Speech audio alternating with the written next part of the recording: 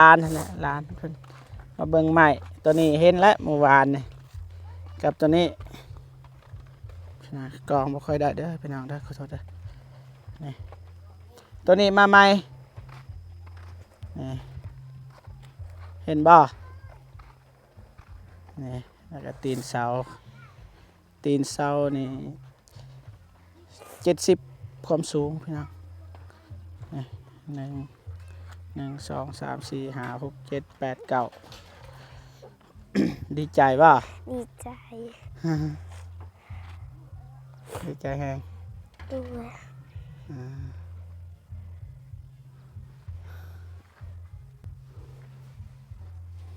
ครบสุดพี่น้องเลยดีใจแฮงป่ะรอเนาะเกินว่า ขี้เหล้า ขี้เหล้ามันคือหยังเขาขี้เหล้า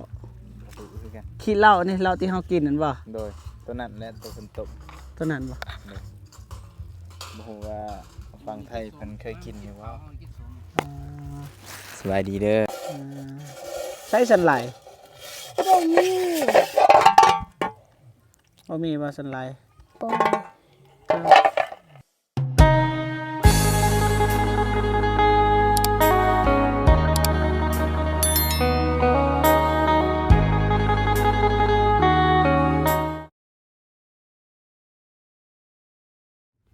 มาพี่น้องเอ้ยกะเกียมกินส้มพี่น้องเอ้ยหลังจากเอาไม้ลงไปที่เรียบร้อยรอเนาะเกินว่า ขี้เหล้า ขี้เหล้ามันคือหยังเขาขี้เหล้า คือกัน ขี้เหล้านี่เหล้าที่เฮากินนั่นบ่ โดยตัวนั้นและตัวฝนตก ตัวนั้นบ่ บ่ฮู้ว่าฟังไทยเพิ่นเคยกินอยู่ว่า อ่า สบายดีเด้อ สบายดีเด้อไปดีเด้อ CEO สบายดีไปดีเด้อไอเด้อมากินส้มน้ำกันพี่น้องเอ้ยกราบทักทายสบายดีและสวัสดีพ่อพี่น้องเบิร์ดสุขุสุขคนพี่น้องเนาะจังยินดีต้อนรับเข้าสู่สองเบาเจ็บชาแนลเก่าพี่น้องไม่ลงพี่น้องไม่แปลนก็มีไม่เซ็ตแล้วก็ตีนเสาครบสุดพี่น้องเอ้ยแต่ตอนนี้พักพรก่อนแล้วก็กินส้มนิดนึงพี่น้องเอ้ยก็พี่น้องเอ้ย ขี้เหล้า ขี้เดา กินแล้วเมา เด้อน้องพินเด้อ มันเป็นเราเป็นยังเกิดบ่ทันเราบ่ทันเป็นเราเด้เจ้าบ่ เอามาอีก มาเอกก็เคยกินจนเมาเลย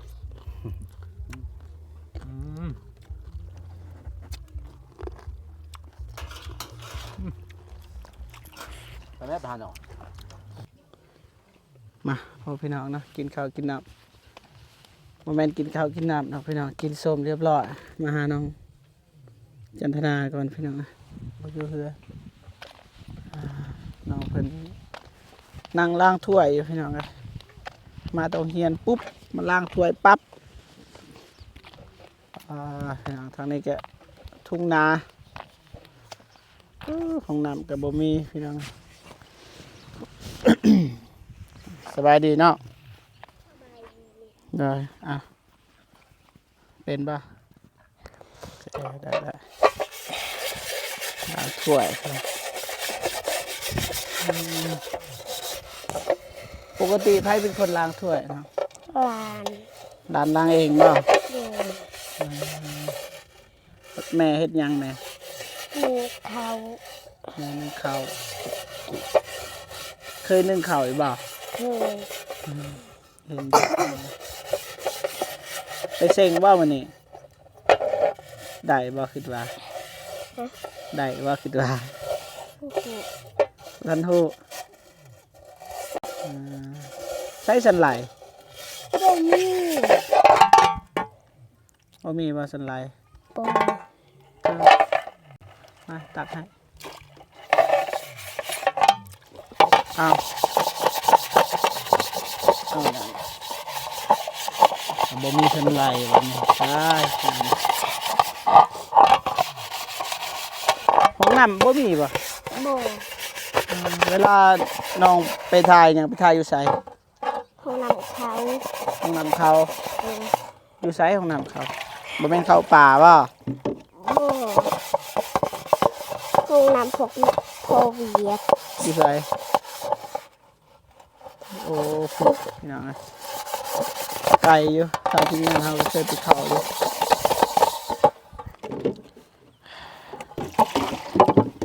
โอ้โอเคพี่น้องบ่มีสันไหลบ่มีสันไหลนะว่าปกติลานกับลางแบบนี้เปล่า โดน แบบบ่มีสันไหลนี่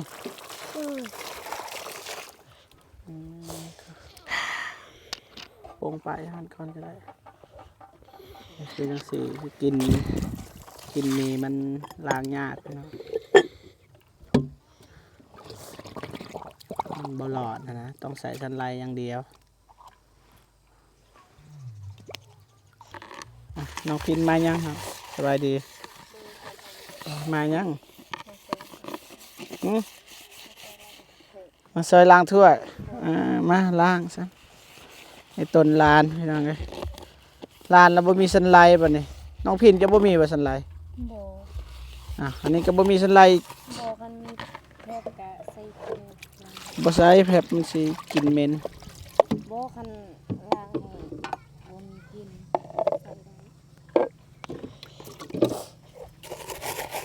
ไม่เอ็มมาสะอาด มันบ่สะอาดนะเฮ็ดจังได๋มันบ่มีเด้แบบนั้นก็ได้ ตอนนี้ว่าได้ปะเอาเฮ็ด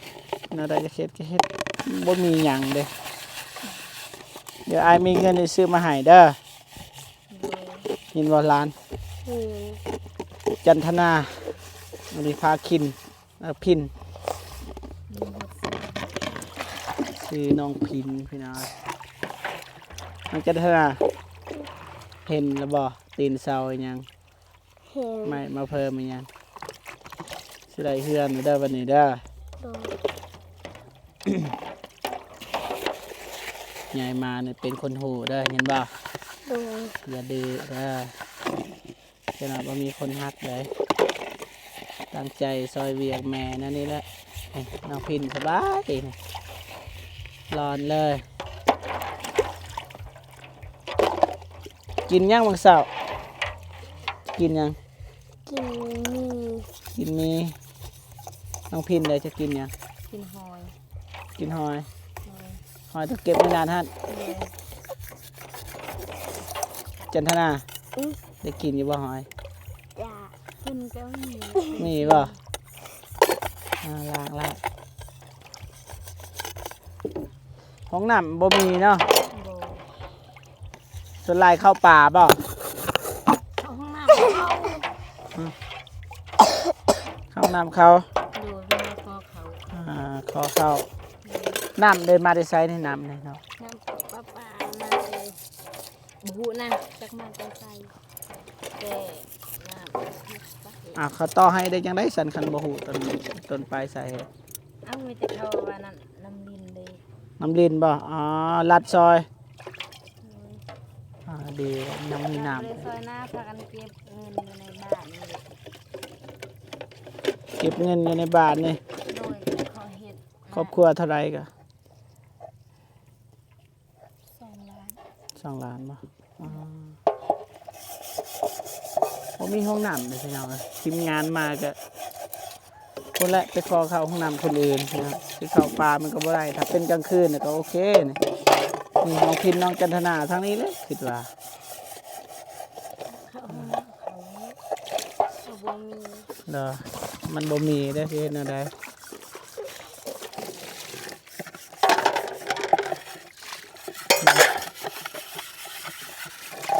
กำลังสร้าง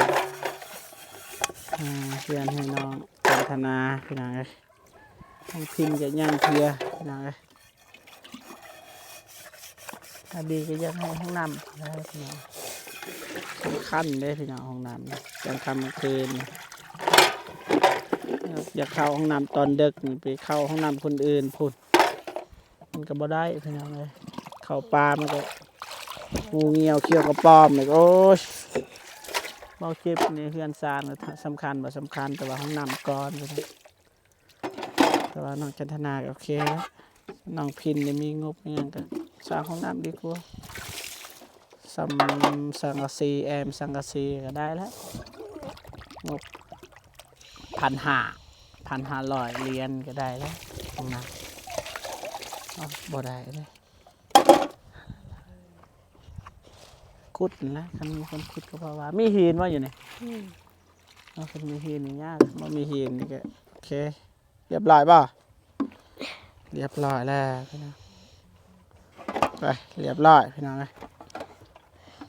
มันอาสาวไปซอยข้าวเดียว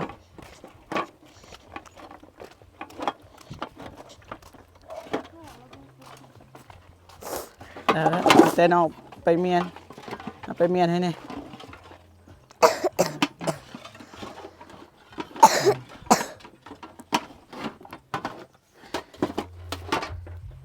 เรียบร้อยพี่น้องไปพี่น้องพาน้องเพิ่นร้านนั่นแหละร้านเพิ่นมาเบิ่งใหม่ตัวนี้เห็นแล้วเมื่อวานนี่กับตัวนี้พี่น้องกองบ่ค่อยได้เด้อพี่น้องเด้อขอโทษเด้อนี่ตัวนี้มาใหม่นี่เห็นบ่นี่แล้วก็ตีนเสานี่70ความสูงพี่น้องนี่1 2 3 4 5 6 7 8 9 ดีใจป่ะ ดีใจ ดีใจแฮง ด้วย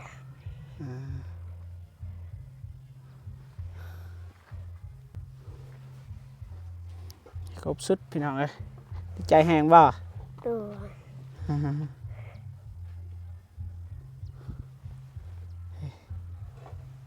ครบสุดละยังแต่คาสร้างแล้วก็รอถ่าเสาร์นี้พี่น้องเอ้ยเพราะว่าทางไอ้ายนงเพิ่นสั่งอีก4 วันไอ้แดงว่าสิมาส่งนี่อีก4 วันก็สิได้ตั้งเสร็จบัตรสิได้เทือนใหม่แล้วบัตรนี่โอ้โทรศัพท์ก็ค้างพี่น้องเอ้ยประมาณนี้แหละพี่น้องเอ้ยมันก็บ่มีหยังมากมายไกลกองเพอทางทีมงานเราก็ได้อัปเดตให้พ่อพี่น้องได้เบิ่งนำกันพี่น้องเอ้ยแต่ยังสั่นเด้อ ด้วย แต่ว่าให้ร้านขอบอกขอบใจขอบคุญขอบคุณผู้ใหญ่เพิ่นเป็นอยู่บ่ ด้วย เป็นมาเบิ่งทางนี้ก็ได้เว้าตามนาบ่าวเด้อ ด้วย ขอบอกขอบใจหลายๆเด้อ ขอบใจหลายๆเด้อ ผู้ใหญ่ใจบุญ ผู้ใหญ่ใจบุญ ที่ช่วยเหลือครอบครัวของร้าน ที่ช่วยเหลือครอบครัวของหลาน ขอให้ผู้ใหญ่ใจบุญ ขอให้ผู้ใหญ่ใจบุญ จงมีแต่ความสุข จงมีแต่ความสุข สุขภาพแข็งแรง สุขภาพแข็งแรง ขอให้อายุมันควรยืน ขอให้อายุมันคนยืน ความเจ็บบ่ให้ได้ ความเจ็บบ่ให้ได้ ความไข้บ่ให้มี ความไข้บ่ให้มี ปรารถนาสิ่งใด พัฒนาสิ่งใด ขอให้ได้สิ่งนั้น ขอให้ได้สิ่งนั้น สาธุ สาธุ ไปวันนี้พักผ่อนเด้อ ด้วย เด้อไปไลายบีบกันเนี่ยเด้อไปไป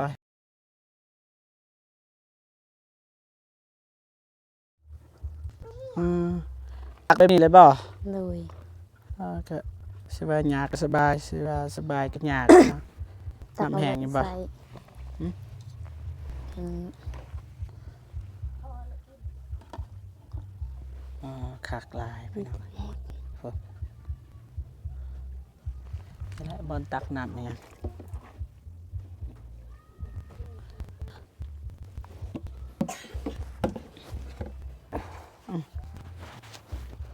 ใส่หั่นนิดเดียวน้ำไหลตลอดบ่เนาะ โบ ยำไหลยำบ่ โดย ยำมันบ่ไหลเด้ กะบ่ได้ตัก ตักน้ำไผ่สั่น ไปหายืมตักน้ำเขา ตักน้ำเขา โดย มีบ่ยำดับตอนใดมันดับตอนใด กะเบิ่งมือกะเบิ่งเว้นปันแรงกะติดรับ ถ้าดับตอนกลางเว้นกับถ้าตักตอนแรงเอาเคยดับแบบดับโดนสุดเลยจักมือ เป็นเดือนก็มี เป็นเดือนก็มี โดย ถ้าน้ำนี่ตักแล้วก็กินเลยบ่หรือว่าไปต้ม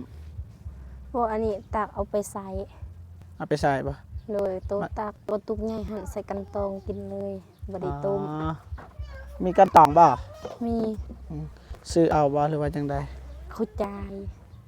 อ๋อ เข้าใจคนทุกข์ยากนั่นแหละทุกข์ยากคือน้อง อ๋อได้ดีแล้วอ๋อ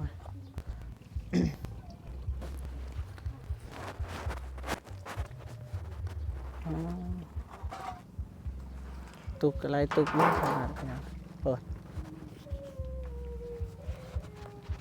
แม่นี่นอนอยู่ไสแม่ อยู่เฮือนครัว นี่อยู่นี่บ่ โดย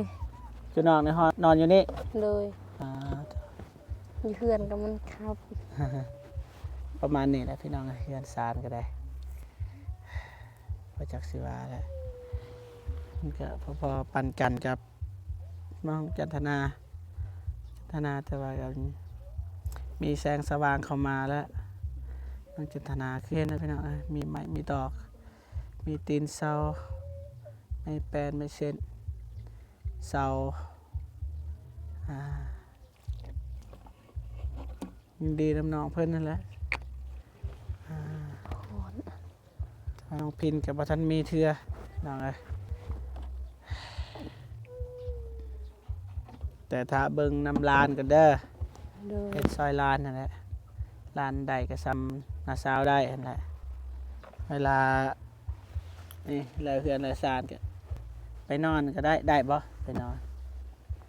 บ่หลับบ่ เป็นวัน1 คืน 2 คืนได้ แบบตัวอย่างว่าถ้าไปนอน2 คืนแล้วก็มานอนอยู่นี่อีกคืนหนึงก็ไปนอนอีกจะหาได้บ่ บ่คาล ก็หลับ ำเลย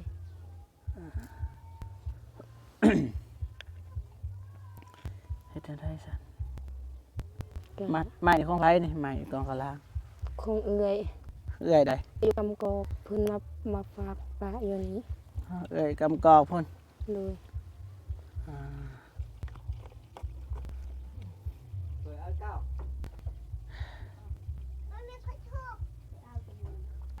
แต่สู้นั่นแหละน้องเอ้ยบ่มีก็อยู่แบบนี้ไปก่อน เลย หาเงินหาคำนั่นแหละถ้ามีตอนใดก็จึงค่อยว่ากัน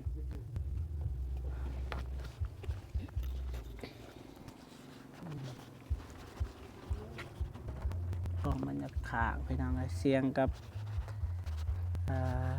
ปากบ่ตรงกันไปทางไอ้มันจะห่อนเลยซ้ำ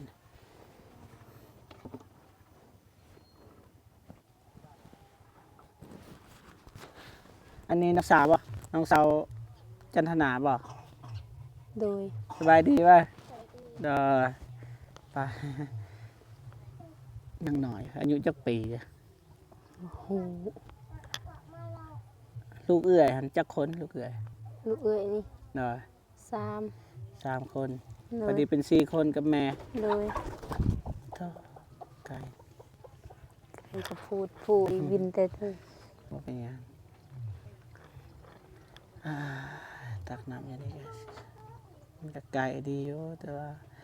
ยามมันดับ1 เดือนเลย บ่บางมื้อมันดับประมาณ1 อาทิตย์แต่เป็นเดือนหั่นก็มี แต่ว่าโดนเทื่อเนาะ โดย เป็นทิศก็มี โดยมี บ่มีห้องน้ำพี่น้องทางทีมงานเฮาเวลาไปถ่ายหยังเพิ่นแหละขออนุญาตเพิ่นเจ้าของเฮือนเพิ่นขออนุญาตเข้าห้องน้ำเพิ่น บางมื้อน้ำสิอาบบ่มีก็พวกน้องหาขออาบน้ำเขา อ่า แต่เขาก็ให้สามัคคีกัน ได้น้องอาบตลอดเลยว่าไปอาบอยู่เฮือนเขา กะบ่อายเขาอีกไปอาบน้ำห้วยแถวนี้เลย อาบน้ำห้วยเอา เลย ได้ อาบตลอดกะเกรงใจเจ้าของอายเขาซะเด้อ แต่ว่าเขานี่บ่ว่าหยังเนาะ เลย ก็แนวนั้นแหละพี่น้องถ้าเฮาไปอาบก็คือรู้นะไปเข้าห้องน้ำเอาหยังถ้าเป็นกลางคืนนี่บ่เจ็บว่าเท่านี้ก็ได้คือจกซื้อแรกๆนี่ขุดๆแล้วก็นั่นแหละแล้วก็ถมกลางเว้นก็บ่จักสิว่าแล้วมันแปลนเบิดห้องน้ำมันก็ถามว่าแพงบ่มันก็แพงสำหรับคนบ่มีเงิน คนมีเงินก็บ่แพงปานใด5 ล้านเฮ็ดได้แล้วห้องน้ำ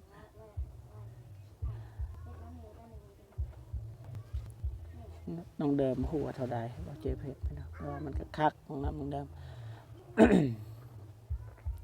โบกกอ แต่ถ้าเฮ็ดแบบสังกะสีหยังแอมสังกะสี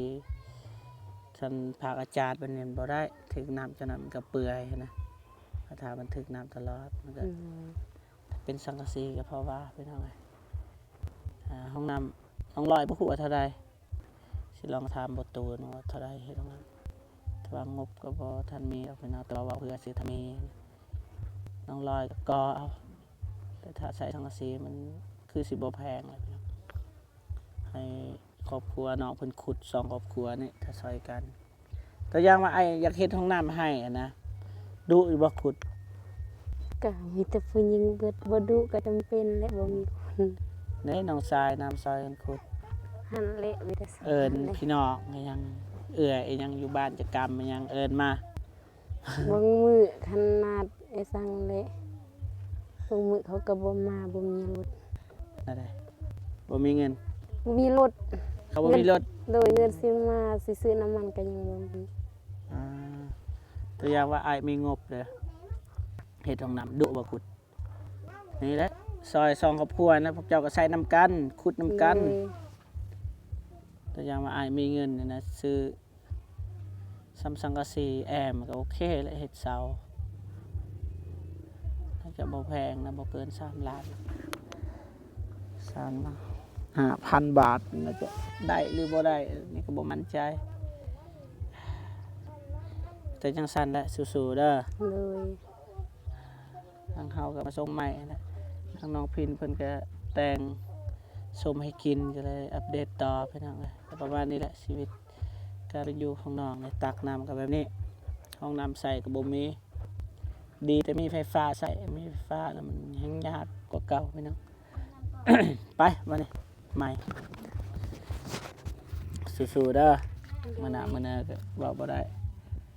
คือน้องจันทนาก็เริ่มแล้วพี่น้องนะไปไม่ได้พอเจ็บก็สิจบคลิปก่อนออนไลน์พี่น้องโอเคพี่น้องเนาะบอเจ็บก็สิจบคลิปก่อนเนาะจะได้ก็ขอบใจขอบคุณที่ซีทุกท่านที่เข้ามาให้กำลังใจตลอดมาพี่น้องเนาะเจอกันคลิปหน้าพี่น้องเนาะสำหรับคลิปนี้สบายดีเด้อพี่น้องเบิดสุขสุขคนพี่น้องเนาะไปบ๊ายบายพี่น้อง